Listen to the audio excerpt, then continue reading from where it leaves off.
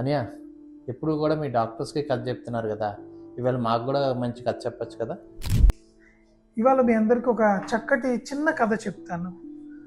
గోదావరి నది తీరాన ఒక రోజున ఒక వికలాంగురు, ఒక గుడ్డివారు నది దాటడానికి వస్తారు. కానీ నదీ ప్రవాహం చాలా ఎక్కువగా ఉండడం వలన, వాళ్ళకున్న వైకల్యం వలన వాళ్ళు దాటలేకపోతూ ఉంటారు. ఇద్దరు ప్రవాహం తగ్గుతుందేమోనని వెయిట్ చేసి నది తీరాన్ని వెయిట్ చేస్తూ ఉంటారు.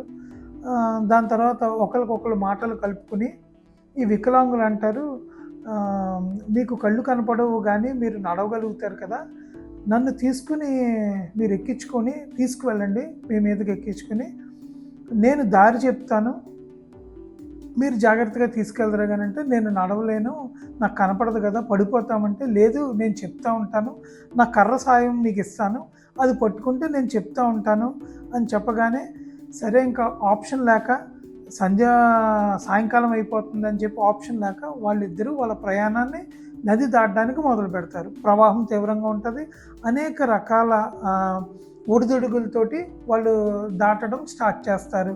దారిలో రాళ్ళు రప్పలు ఉంటాయి, ఇసుక తిప్పలు ఉంటాయి.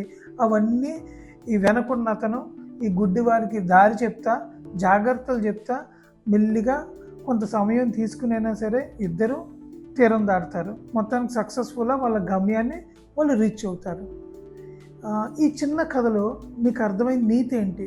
నేను చెప్తాను సార్. ఉండమ్మా, ఆయన దారి చూపిస్తుంది, దీని మీద నమ్మకం కొద్దీ తన ఫ్రంట్ ఫుట్ వేసి నీట్ గా గమ్యం చేరుకుంటారు. ఒకళ్ళ మీద ఉన్న ఒక నమ్మకం, రైట్, ట్రస్ట్. నేను కాన్ఫిడెంట్గా చెప్పగలను, నేను అనుకున్నారు, నేను కాన్ఫిడెంట్గా తీసుకెళ్ళనని ఇతను అనుకున్నారు. సో ఇద్దరం చేయి కలిపితే సాధించేయగలమని ఇద్దరం అనుకొని ముందడిగేసి రీచ్ అయిపోయారు వాళ్ళు అనుకున్న డెస్టినేషన్. ఓకే, నాకు అర్థమైంది ఏంటంటే ఇద్దరు ఇండివిజువల్గా ఎవరి కాళ్ళుగా వెళ్ళాలనుకుంటే చేరలేరు, బట్ ఇద్దరూ కలిసి చేస్తే ఆ గమ్యాన్ని చేరుకోగలిగారు. సో ఆ బలం ఇద్దరు కలవడం వల్ల వచ్చింది. సో ఆ unity is good. So you're talking about collaboration. Yes, కలిపి పనిచేయడం వలన విజయం సాధించవచ్చు. ఎస్ అండి, వెరీ గుడ్. డాడీ ఏం చెప్పావురా?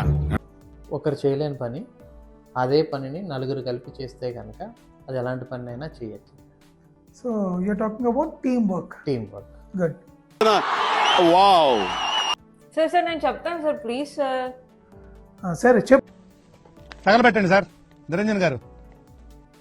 Sir, the relationship between blind man and the abtiparu is just like our toothbrush and toothpaste, sir.